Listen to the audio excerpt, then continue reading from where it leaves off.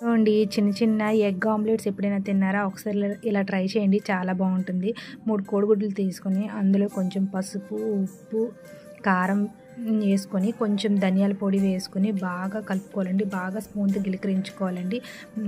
పొంగనాలు వేసుకునే ప్యాన్ ఉంటుంది కదండి, ఈ ప్యాన్లో మనం కొంచెం ఆనియన్స్ వేసుకుంటున్నానండి. పిల్లలకైతే ప్లెయిన్ వేస్తున్నాను, మేము తింటాను కానీ ఆనియన్స్ వేసుకుంటున్నాము. ఫస్ట్ ప్లెయిన్ వేసుకుంటున్నాను చూడండి, అవి కొంచెం కొంచెం అలా వేసుకుంటున్నాను, కొంచెం కొంచెం వేస్తున్నాను, అవి పొంగుతాయి అని చెప్పి. ఈలోపు ఆనియన్స్ వేగే కదండి, అందుకే ఇందులో కూడా కొంచెం కొంచెం వేస్తున్నాను. కొంచెంసేపు కొంచెంసేపు అయితే మూత పెట్టుకున్నాం కదండి, చూడండి ఎంత బాగా అయితే పొంగాయో. మనం ఇప్పుడు దీన్ని తిరగేసుకుంటే చూడండి, స్పూన్తో నెమ్మదిగా అలా తిరగేసుకుంటుంటే చాలా బాగా అయితే వస్తాయి. మనం ఇలా అయినా తినేయచ్చు, లేదా మనం కర్రీలా కూడా వండుకొని తినొచ్చండి. మనం ఆనియన్ టమాటా వేసుకొని కర్రీలా కూడా వండుకొని తినొచ్చు, లేకపోతే ఇలా ప్లెయిన్గా కూడా తినేయచ్చు. చాలా బాగుంటాయండి, పిల్లలు చాలా ఇష్టంగా కూడా తింటారు. ఒకసారి ట్రై చేయండి, ఈవినింగ్ కూడా ఇవ్వచ్చు పిల్లలకి.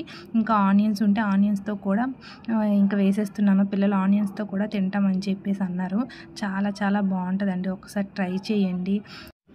ఫైనల్గా అయితే ఎగ్ ఆమ్లెట్స్ రెడీ అయిపోయి, చాలా చాలా టేస్టీ ఎగ్ ఆమ్లెట్స్.